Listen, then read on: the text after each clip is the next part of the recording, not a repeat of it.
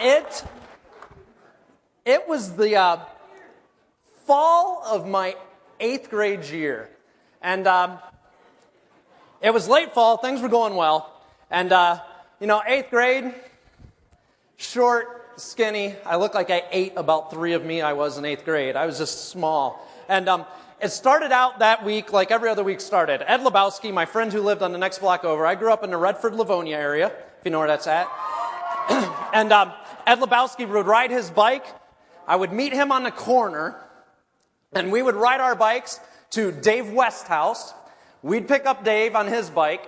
We'd ride our bikes over to Harold Fair's house. And Harold Fair, his house was really close to the middle school.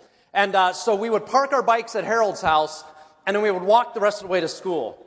Well, the thing was, as we got close to the school, Emerson Middle School, where I went, had this big fence down the school property.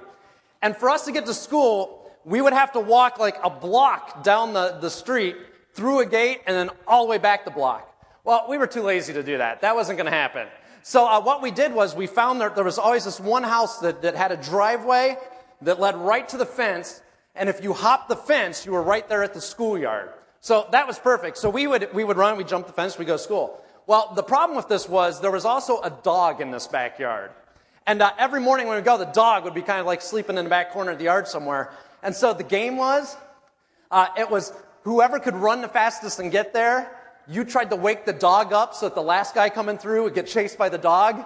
And we just thought, oh, that's a great way to start school every day. Got your adrenaline going, you're awake when you get there, right? So we'd park our bikes, and we'd all start running. And that day, I was last in the line. I was not running fast enough. All my friends went over. Everybody's walking to school up the sidewalk. All my friends go over the fence. And as I go to jump the fence, my pants catch on the fence about right there, and they rip my jeans completely off. And I land on the other side of the fence. And the only thing holding my jeans on is my belt, and my jeans have swung off to the side. And I'm going, what do I do? I can't go to school, so I kind of wrapped them around me. And I walked back down the sidewalk past all these kids coming to school, and they're all just laughing at me. And I get back to Harold's house, and I go inside, and I say, can I call my mom? Yeah, Mom, I was jumping the fence on the way to school, and my pants are ripped off. I don't know what. And my mom, being the caring person she is and trying to help my fragile self-esteem, says, yeah, so ride your bike home and get a new pair of pants. Yeah, my pants have fallen off. Yeah, ride your bike. Okay, Mom. So I kind of like wrap my jeans around me and ride my bike home. Now, here's the deal. That is not the end of the story. Later on in the week, I am playing hockey. I was in this little like floor hockey league. I'm playing hockey. And as we're playing, somebody gets a high stick and cuts right above my eye. And how many of you have ever had a good facial wound? Yeah, you know how they bleed? It's awesome. You can watch your heart pump through the blood spurts, So the blood is just going like, and I'm going, oh, man. And blood, and we're trying to find something. How do we stop some of this and all? And the only person in the building is a janitor is on duty. And so he says, well, here, I'll help. And he grabs a piece. All I can find is like this big piece of cotton gauze type stuff. And he sticks it on my face. It's like as big as my head. And he's wrapping it with like electrical tape stuff around. I'm going, all right, so they take me home. And as I'm coming up the walk to my home, my mom comes on the front porch and does one of these. Oh, what happened? Your eye! And there's blood all over. I'm going, it's probably not. So that day I have to go and they put some like butterfly stitch things on it. And they put a patch over my eye so that those won't come open. So I've ripped my pants off on the first day. This day, I'm now going to school with a patch over my eye. I'm doing real well on the road to popularity as an 8th grader. But that's not the end of the story. After school the next day, my mom said, now look, it's not been a good week. You're hurt. You need to come straight home from school. Well, the first snowfall happens that day. Oh, you can't go home from school. You got to have a snowball fight. So we're at Harold's house, and we're having a snowball fight, and it's just awesome. It's great. And we go inside, and I take off my glove. And when I take off my glove, I notice my pinky finger looks like this. It's at a right angle, and I went, I'm pretty sure it's not supposed to do that. You know what? But it doesn't hurt. Bam, bam, bam. I hit it on a table. I'm going, that didn't fix it. It still doesn't hurt, though. Maybe if I pull on it. No, it's still a good right angle. That's not it. no, I better call my mom and ask her. Moms are doctors too. I should call her. Hey, Mom, something's wrong with my finger. It's kind of off to the side. Did you try pulling on it? Yeah, I'll try that again. How about hitting it on something? I'm going, I know where I get my brains. Yeah, all right. So I'm hitting that, and I'm hitting on the wall. I'm hitting on, is it hurting? No, it doesn't hurt. Ride your bike home. All right. So I ride home, and I get home, and after hitting it a little bit more and pulling on a little bit more, she said, maybe we should go to the doctor. Yeah, maybe. We get to the emergency room, and when the guy finally comes in to set my finger, he says, how did you break this? This thing is just mangled. And I said, I was having a snowball fight. That's all it was. How did you break that in a snowball fight? I don't know. It just broke in a snowball fight.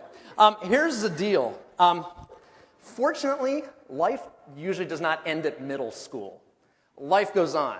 That still isn't the end of the story. Hopefully, I learned and I got better. I've learned valuable lessons to pass on to my 2 little boys. If you're going to jump fences, make sure you're wearing steel pants. That's a good one.